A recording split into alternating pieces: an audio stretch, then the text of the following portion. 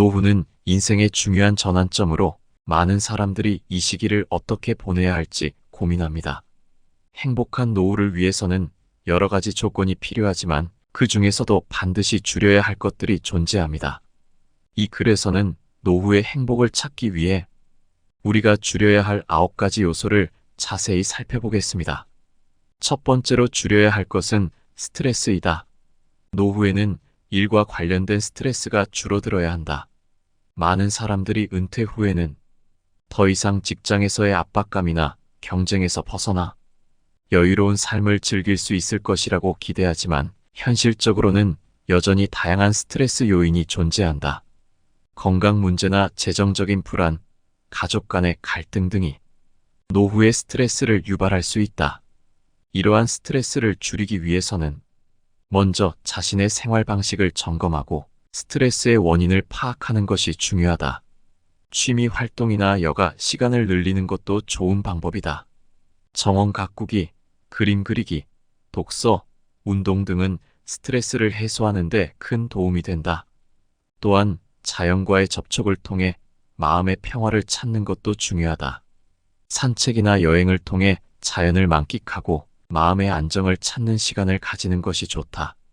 스트레스를 줄이는 것은 단순히 기분을 좋게 하는 것뿐만 아니라 건강에도 긍정적인 영향을 미치므로 적극적으로 실천해야 한다. 두 번째, 불필요한 관계를 줄이는 것이 매우 중요하다. 많은 사람들은 친구의 수가 많을수록 자신의 인격이나 사회적 지위가 높아진다고 생각하는 경향이 있다. 특히 사회적 모임이나 경조사에 참석할 때 주변 사람들이 얼마나 많은 사람들과 관계를 맺고 있는지를 보며 부러움을 느끼기도 한다. 이러한 생각은 종종 사람들을 불필요한 관계에 얽매이게 만들고 진정한 우정을 소중히 여기지 못하게 한다. 실제로 친구란 나와 정신적으로 잘 맞는 한두 명만 있어도 충분하다는 주장이 있다. 고독한 철학자 쇼펜하우어는 이러한 관점을 잘 표현했다. 그는 많은 사람들과의 관계보다 깊이 있는 관계가 더 중요하다고 강조했다. 노후에는 삶의 질이 더욱 중요해지기 때문에 진정한 친구와의 관계를 유지하는 것이 더 큰 의미를 갖는다. 과거에는 다양한 모임에 참석하고 동창회나 각종 행사에서 총무나 회장 같은 역할을 맡으며 많은 사람들과의 관계를 유지하려고 애썼다. 그 당시에는 직접 만나고 소통하는 것이 일반적이었고 오랫동안 함께 시간을 보내는 것이 진정한 우정이라고 믿었다. 하지만 시간이 지나면서 이러한 관계들이 나에게 실질적으로 어떤 가치를 주는지에 대해 다시 생각해보게 되었다. 결국 노후에는 불필요한 관계를 줄이고 진정으로 나를 이해하고 지지해주는 사람들과의 관계에 집중하는 것이 중요하다. 이렇게 함으로써 우리는 더 깊고 의미 있는 인간관계를 형성할 수 있으며 이는 행복한 노후를 만드는 데 큰 도움이 된다. 진정한 친구와의 소중한 시간을 통해 우리는 더 많은 행복과 만족을 느낄 수 있다. 퍼블릴리어스는 성공은 친구를 만들고 역경은 친구를 시험한다고 말했다. 나 역시 성공의 정점에 서보기도 했고 사업 실패의 구렁텅이에 빠지기도 했다.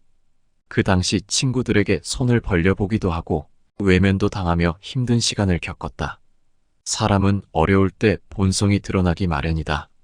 그래서 나는 대대적으로 연락처를 정리했다. 쓸데없는 인맥과 부질없는 관계들을 과감하게 삭제하고 나니 마음이 한결 편안해졌다. 여러분의 전화 등록부에는 몇 명의 친구들이 있는가? 휴대전화 속에 수많은 연락처가 있지만 대부분은 한때 잠깐 알고 지냈던 사람들이다. 어쩌면 나중에 도움을 받을 수도 있겠다는 생각으로 관계를 유지하려고 노력하지만 이제는 선택과 집중이 필요한 때이다. 경조사도 과감히 줄이거나 불참하고 대신 소중한 친구들에게 평소보다 2배로 더 베풀어 보는 것은 어떨까? 불필요한 관계를 정리하고 진정한 친구에게 더 많은 시간을 투자하는 것이 즐거운 노년을 만드는 비결이다. 세 번째로 줄여야 할 것은 불필요한 물질적 욕심이다. 최근 오랜만에 친구를 만나 서로의 근황을 나누며 그간 있었던 이야기들을 공유했다. 친구의 남편은 은퇴 후에도 지방에서 계약직으로 일하며 주말 부부 생활을 하고 있다. 얼마 전 남편으로부터 큰 자금이 필요하다는 전화를 받은 친구는 남편에 대한 신뢰로 큰 의심 없이 돈을 송금했다. 그러나 며칠 지나지 않아 남편이 수백만 원의 사기를 당한 사실을 알게 되었다. 남편은 유혹적인 증권 투자 회사에 돈을 넣었다가 결국 사기를 당한 것이다. 친구는 평소 현명하다고 생각했던 남편이 왜 그런 유혹에 빠졌는지 이해할 수 없다고 하며 마치 뭔가에 홀린 것 같다고 말했다. 이러한 사건은 사기를 당한 사람뿐만 아니라 그 가족에게도 큰 충격을 안길 수밖에 없다. 친구가 이 사건을 통해 남은 인생의 중요한 교훈을 얻었다고 스스로를 다독이는 모습에 마음이 아팠다. 은퇴 후에는 더 많은 수익을 쫓기보다는 지금 가진 것을 지킬 줄 아는 지혜가 필요하다. 사람의 욕심은 한도 끝도 없다. 위를 바라보며 더 높은 곳을 꿈꾸다 보면 스스로 자제력을 가지고 욕심을 다스리는 것이 쉽지 않다. 특히 조급한 마음으로 한꺼번에 큰 이익을 얻으려는 욕심은 결국 큰 대가를 치르게 된다. 젊은 시절에 이러한 위험을 감수하는 것은 경험의 일환이 될 수 있지만 나이가 들어서 투자에 실패한다면 그 리스크는 너무 커서 다시 회복하기 어려울 수 있다. 산에 오르기는 쉬우나 내려오기는 힘들다는 말처럼 욕심을 한껏 부리기는 쉬워도 마음을 비우고 내려놓기는 더 힘든 법이다. 그러므로 나이 들수록 욕심은 줄이고 자연을 벗삼아 마음의 여유를 찾는 것이 중요하다. 줄여야 할 것은 불필요한 물질적 욕심이다. 노후에는 물질적인 것보다 정신적인 만족이 더 중요해진다. 많은 사람들이 젊은 시절에는 물질적인 성공을 추구하지만 나이가 들수록 진정한 행복은 물질적인 것에서 오는 것이 아님을 깨닫게 된다. 따라서 과거의 소비 습관을 돌아보고 진정으로 필요한 것만을 소중히 여기는 태도가 필요하다. 불필요한 소비를 줄이고 자신에게 진정으로 의미 있는 것들에 집중하는 것이 중요하다. 물질적인 것에 대한 집착을 줄이면 더 많은 여유와 행복을 느낄 수 있다. 또한 물질적인 것보다 경험이나 관계에서 오는 만족감을 중시하는 것이 좋다. 여행이나 친구와의 소중한 시간, 가족과의 만남 등은 물질적인 것보다 더 큰 행복을 가져다 줄 수 있다. 이러한 태도는 노후의 삶을 더욱 풍요롭게 만들어줄 것이다. 노후에는 욕심을 줄이고 진정한 행복을 찾는 지혜가 필요하다. 네 번째로 줄여야 할 것, 고립감이다. 노후에는 친구나 가족과의 관계를 소중히 여기는 것이 중요하다. 사회적 관계는 인간의 기본적인 욕구 중 하나로 노후에는 더욱 그 중요성이 커진다. 고립된 삶은 우울감이나 불안감을 초래할 수 있으므로 적극적으로 사람들과 소통하고 새로운 인연을 만들어가는 노력이 필요하다. 친구와의 만남이나 커뮤니티 활동을 통해 외로움을 줄이고 서로의 삶을 나누는 것이 행복한 노후를 만드는 데 큰 도움이 된다. 예를 들어 동호회에 가입하거나 자원봉사 활동에 참여하는 것은 새로운 사람들을 만나고 사회적 관계를 확장하는 좋은 방법이다. 또한 가족과의 관계를 강화하는 것도 중요하다. 자녀나 손주와의 소중한 시간을 보내고 서로의 이야기를 나누는 것은 고립감을 줄이는 데 큰 도움이 된다. 이러한 관계는 정서적인 지지를 제공하고 삶의 질을 높이는 데 기여할 것이다. 다섯 번째로 줄여야 할 것은 부정적인 생각이다. 긍정적인 마인드를 유지하는 것이 노후의 행복에 큰 영향을 미친다. 나이가 들면서 겪는 여러 가지 변화와 어려움에 대해 부정적인 시각을 가지기보다는 긍정적으로 바라보고 새로운 기회를 찾는 태도가 필요하다. 예를 들어 건강이 나빠지거나 신체적인 변화가 생길 때 이를 부정적으로 받아들이기보다는 새로운 취미를 찾거나 건강을 유지하기 위한 노력을 기울이는 것이 중요하다. 긍정적인 생각은 삶의 질을 높이고 더 많은 행복을 가져다 줄 것이다.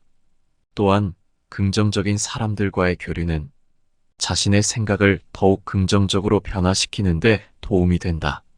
주변의 긍정적인 사람들과 함께 시간을 보내고 그들의 긍정적인 에너지를 받아들이는 것이 좋다. 이러한 태도는 노후의 삶을 더욱 풍요롭고 행복하게 만들어줄 것이다. 여섯 번째로 줄여야 할 것. 탄수화물 섭취를 줄이고 올바른 식습관을 가져라. 나이가 들면 일반적으로 먹는 것에 대한 욕심이 줄어드는 경향이 있다. 많은 어르신들은 반찬 한두 가지와 김치로 간단히 식사를 해결하는 경우가 많다. 특히 혼자 사시는 경우 이러한 식사 패턴이 더욱 두드러지며 자녀나 다른 가족과 함께 식사할 때보다 반찬의 종류가 적어지고 냉장고에 있는 반찬으로 간단히 끼니를 때우는 일이 잦아진다. 이러한 이유로 우리나라 어르신들의 영양 상태를 살펴보면 단백질 섭취는 충분하지 않은 경우가 많고 섬유소 섭취량은 많지만 비타민 D와 같은 미세 영양소는 부족한 현상이 흔하다. 그리고 탄수화물 섭취가 많은 경향이 있다.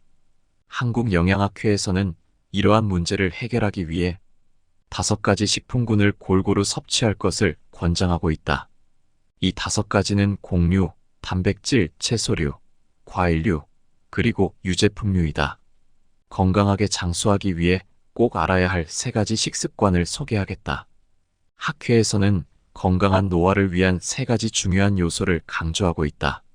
첫째, 소식하는 것이 중요하며 나이가 들면 소화가 어려워지므로 저녁 식사는 가볍게 하고 배가 고플 때마다 조금씩 자주 먹는 것이 좋다. 그러나 필수 영양소의 결핍이 없어야 한다. 둘째, 충분한 단백질 섭취가 필요하다. 나이가 들수록 단백질 합성 능력이 떨어지기 때문에 단백질 부족은 근감소증을 초래하고 이는 여러 질병과 관련이 있다. 셋째, 약물 의존도를 줄이는 것이 필요하다. 많은 사람들이 잘못된 정보에 따라 영양제를 과다 섭취하고 있는데 이는 건강에 해로울 수 있다. 전문가들은 자연식품이 더 나은 소화와 영양을 제공한다고 강조한다.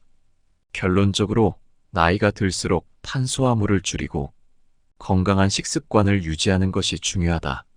올바른 식습관을 통해 건강한 노후를 누릴 수 있도록 노력해야 한다. 7번째로 줄여야 할 것은 눕는 것이다. 여러분은 하루에 얼마나 앉아 있거나 누워 있는 시간을 보내고 있는가? 나이가 들수록 앉아 있는 시간이 늘어나고 있지는 않은가? 많은 사람들이 운동의 중요성을 알고 있으면서도 귀찮음이나 무관심으로 하루 종일 소파에 앉아 보내는 경우가 많다. 우리나라 사람들의 운동 부족은 이미 심각한 수준에 이르렀다. 통계에 따르면 한국인의 절반이 세계보건기구가 권장하는 신체 활동 수준에 도달하지 못하고 있다. 장시간 앉아 있으면 복부 근육이 약해지고 뱃살이 나올 수 있으며 복부 혈류가 감소해 지방이 쌓이게 된다. 몸은 단련하지 않으면 점점 약해지고 쇠퇴할 수밖에 없다.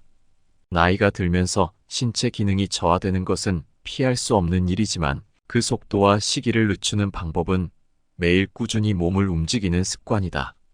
90세, 100세의 장수 어르신들을 보면 누워 쉬는 것이 편할 텐데도 불구하고 부지런히 몸을 움직인다. 그들은 집안일을 하거나 동네를 산책하는 등 활동적인 생활을 한다. 이러한 생활 습관은 여러 연구를 통해 입증되었다. 건강에 대한 연구 결과에 따르면 하루에 앉아 있는 시간을 단 30분만 줄여도 신체 활동이나 체중 감소와 비슷한 수준으로 혈압을 낮출 수 있다는 사실이 밝혀졌다. 도이 로젠버그 박사는 운동을 하지 않더라도 앉아 있는 시간을 줄이는 것만으로도 혈압을 크게 낮출 수 있다고 설명했다. 특히 만성적인 통증을 겪거나 신체 기능이 떨어진 노인들에게는 신체 활동을 늘리는 것보다 덜 앉아 있는 것이 더 쉬운 방법이라고 덧붙였다. 연구팀에 따르면 노인들은 깨어있는 시간의 65%에서 80%를 앉아서 보낸다고 한다. 이러한 생활 습관은 심장병과 당뇨병 등 각종 질병으로 이어질 수 있다. 로젠버그 박사는 앉아있는 시간을 줄이면 혈류가 원활해져 건강에 많은 이점을 얻을 수 있다고 강조했다. 아직 확실한 시간은 정해지지 않았지만 신체 기능이 약하거나 운동량이 부족한 사람들은 앉아있는 시간을 줄이면 혈압 감소 효과를 얻을 수 있다. 이를 통해 체력을 높이고 신체 활동을 더 많이 할 수 있는 자신감을 얻을 수 있다. 중요한 것은 애완동물을 산책시키거나 정원을 가꾸는 등 즐겁게 할 수 있는 활동을 일상에 녹여내는 것이다. 이는 연령에 상관없이 모든 사람들이 자신의 생활에 맞는 방식으로 몸을 움직이는 방법을 찾아야 한다는 의미이다. 하루 종일 틈틈이 할 수 있는 활동의 간식을 찾는 것이 중요하다. 예를 들어 텔레비전을 보면서 스트레칭을 하거나 서서 보는 것 등 가능한 한 앉아 있는 시간을 줄이는 것이 좋다. 강철도 사용하지 않으면 쉽게 녹슨다는 사실을 기억하자. 나이는 자연스럽게 늘어나는 것이지만 나의 노년은 나 자신이, 나의 마음이, 나의 태도가 만들어가는 하나의 악보와 같다. 따라서 지금 이 순간부터라도 건강한 생활을 유지하고 긍정적인 생각과 낙천적인 행동을 실천해보는 것이 좋다. 모든 것은 내 마음가짐에 달려있다. 8번째로 줄여야 할 것은 과거에 대한 집착이다. 과거의 성공이나 실패에 얽매이지 않고 현재를 즐기는 것이 중요하다. 노후는 새로운 시작이 될 수 있는 시기이므로 과거의 경험을 바탕으로 현재를 살아가고 미래를 계획하는 것이 필요하다. 과거에 대한 집착을 줄이면 더 많은 가능성을 발견하고 행복한 노후를 누릴 수 있다. 예를 들어 과거의 직업적 성취에 집착하기보다는 현재의 삶에서 새로운 목표를 설정하고 이를 이루기 위한 노력을 기울이는 것이 중요하다. 또한 과거의 아쉬움이나 후회에 얽매이지 않고 현재의 순간을 소중히 여기는 태도가 필요하다. 이러한 마음가짐은 노후의 삶을 더욱 의미 있게 만들어줄 것이다. 결론적으로 노후에 행복해지기 위해서는 스트레스, 불필요한 물질적 욕심, 고립감, 부정적인 생각, 그리고 과거에 대한 집착을 줄이는 것이 중요하다. 이러한 요소들을 줄여나가면서 건강하고 의미 있는 관계를 유지하고 긍정적인 마인드를 갖는다면 더욱 행복한 노후를 보낼 수 있을 것이다. 노후는 새로운 시작이자 삶의 또 다른 단계이다.